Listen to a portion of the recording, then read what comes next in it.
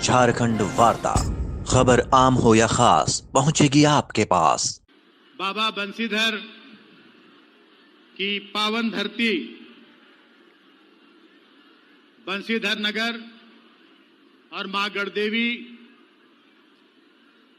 मां चतुर्भुजी की पवित्र पावन जिला गढ़वा और नीलांबर पीतांबर जैसे वीर शहीदों की भूमि पलामू प्रमंडल के बंसीधर नगर के गोसाई बाग के इस मैदान में आयोजित मैया सम्मान योजना, जिसकी शुरुआत आपके पलामू प्रमंडल के अंतिम छोर बाबा बंसीधर नगर की धरती से की गई। इससे आप अंदाजा लगा सकते हैं कि आपके सरकार की सोच क्या है। आपके पलामू प्रमंडल, आपके गढ़वा जिले के लिए जितने भी महत्वाकांक्षी योजनाओं की शुरुआत इस माननीय हेमंत सोरेन जी के नेतृत्व वाली सरकार ने की, उन सब का शुभारंभ पलामू की पावन धरती से हुआ। इसके लिए मैं अपने युवा ऊर्जावान झारखंडी मानसिकता रखने वाले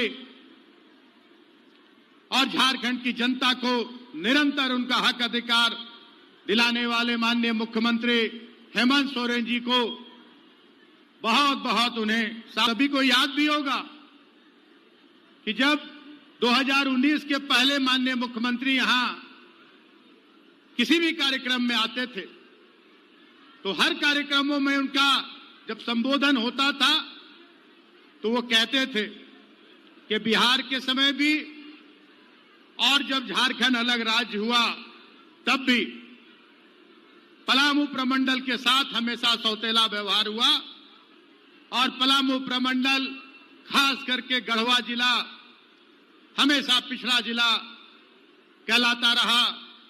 यहाँ के लोग अपने हक अधिकार, बिजली, पानी, सड़क, शिक्षा, स्वास्थ्य सभी सुविधाओं से वंचित रहे।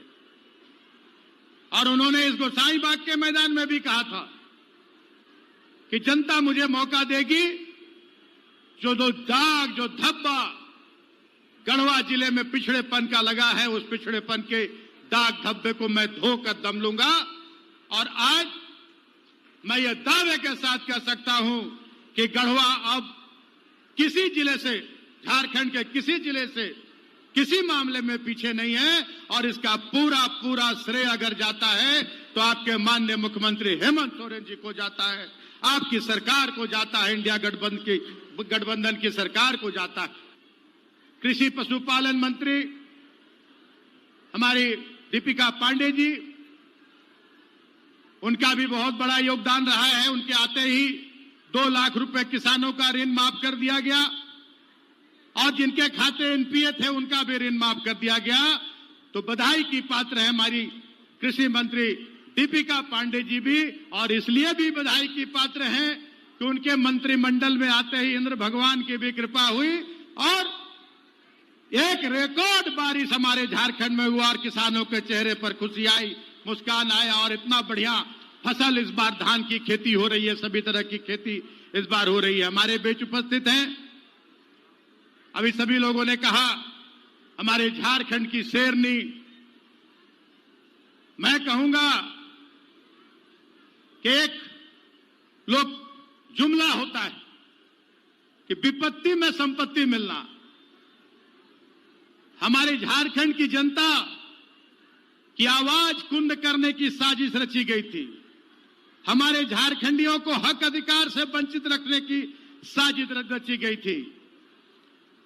इस राज्य की चुनी हुई सरकार को अपदस्थ करने की साजिश रची गई थी कि सरकार गिराकर, खरीद फरोख्त करके, डरा धमकाकर इस राज्य की जनता ने जो झारखंडी जन सरोकार की सरकार बनाने का काम किया है, जो सरकार झारखंडियों को उनका हक अधिकार दिला रही है, उस सरकार को गिरा दो और खरीद फरोख्त करके डरा धमका के वैसी ताकतों की सरकार बना लो जो आज तक इस झारखंड की जनता का हक अधिकार लूटती आई, झारखंड की जनता का वोट लूटती आई और बाहर के लोगों को लाकर यहां की खनिज संपदा, जल जंगल, जमीन लुटवाने का काम किया।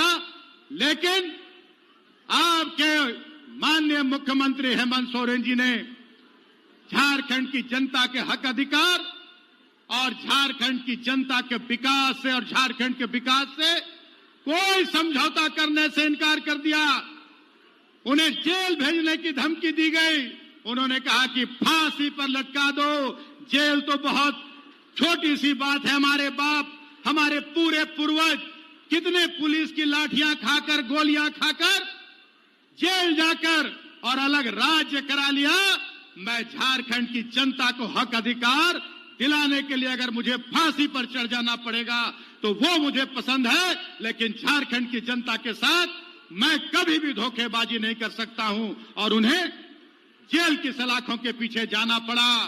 और उसी विपत्ति में वैसी ताकतों ने यह सोचा था जो आज तक इस राज्य को सोने की चिड़िया समझती रही, उन ताकतों ने यह सोचा था कि हम हेमंत सोरेन को जेल भेज के और झारखंड की जनता को जो हक अधिकार मिल रहा है उसको रोक देंगे, अपनी सरकार बना लेंगे।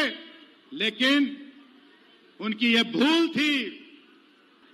कैसे हमारे चंपाइदा को ले गए ये किसी से छिपा हुआ नहीं है। लेकिन उस विपरीत परिस्थितियों में जो हमारी शेरनी, जो अपने घर में अपने बूढ़े सास ससुर दिसंगुरु शिबू सोरेन, श्रीमती रूपी सोरेन, जो इनकी सासू मां है, उनकी सेवा कर रही थी, अपने बाल बच्चों की पढ़ाई लिखाई का ख्याल रख रही थी, इन्होंने झारखंड की जनता के मान सम्मान के लिए अपने चौखट से, घर के चौखट से बाहर कदम रखा।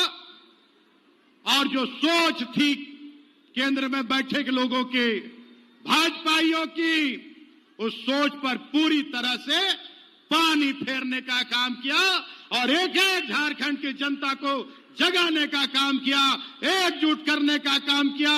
तब उन्हें लगा कि अरे ये तो हमारा वार हम ही पे उल्टा पड़ गया, कि ये तो ऐसी शेरनी निकली और ऐसे जनता के बीच इनकी लोकप्रियता बढ़ी कि उनके कलेजे पर सांप लौटने लगा।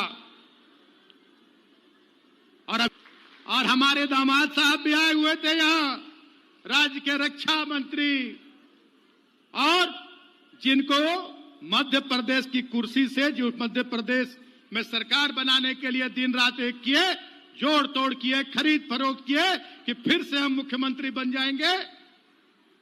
मध्य प्रदेश के मामा जी शिवराज चौहान जी, दोनों को पैदल कर दिया कि पैदल चलो, हेलीकॉप्टर का तेल खत्म हो गया, पैदल यहां से जाना पड़ा। वैसे ही आने वाले चुनाव में जनता उन्हें पैदल करेगी। और जो परिवर्तन का बात वो लोग करते हैं, वो परिवर्तन यही होगा कि जहां जहां उनके प्रतिनिधि हैं उन सबको जनता परिवर्तित करेगी, सबको बदल, अपने बेटे को आशीर्वाद का तोहफा देगी। मुख्यमंत्री हेमंत सोरेन जी की सरकार में 20 लाख हम लोगों ने हरा राशन कार्ड देने का काम किया है और उनके चलते राशन बंद था। अब निरंतर राशन मिल रहा है हरा राशन कार्ड से। मैया सम्मान योजना का लाभ मिल रहा है, मुख्यमंत्री चिकित्सा योजना का लाभ मिल रहा है। 20 लाख रुपए हम लोग राज्य सरकार की तरफ से 22 गंभीर बीमारियों के लिए हर एक वैसे परिवार को जो राशन कार्ड धारी है उनको देने का काम कर रहे हैं। उस योजना का लाभ उसी हरे राशन कार्ड से मिल रहा है। मैया सम्मान योजना का लाभ मिल रहा है, फ्री बिजली का लाभ मिल रहा है, हर तरह का लाभ उसी राशन कार्ड से मिल रहा है। और आप लोगों ने जो राशन कार्ड रद्द किया था, आज दर दर वो लोग भटक रहे थे होते अगर हम लोग हरा राशन कार्ड नहीं देते तो।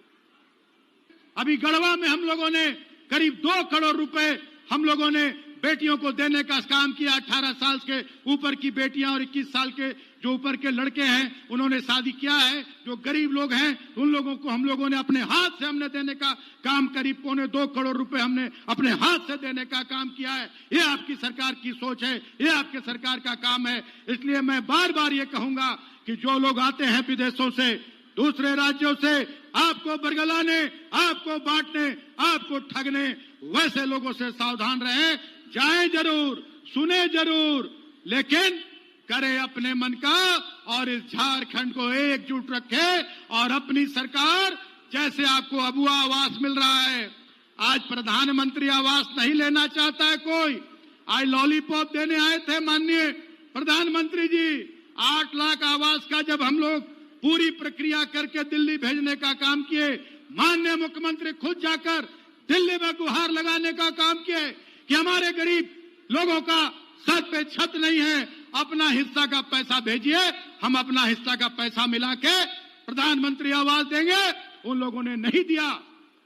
तब आपके माननीय मुख्यमंत्री ने अब वो आवास देने का निर्णय किया, और वो भी 2 कमरे का नहीं, 3 कमरे का आवास, 1,35,000 का नहीं, 2,25,000 का आवास।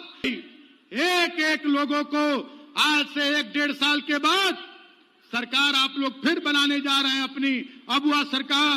1-1.5 साल के बाद इसी मैदान में आऊंगा और आपसे कहूंगा, हाथ उठाओ किसका अबुआ आवास नहीं है। एक हाथ नहीं उठेगा, ये मैं दावे के साथ कहता हूं।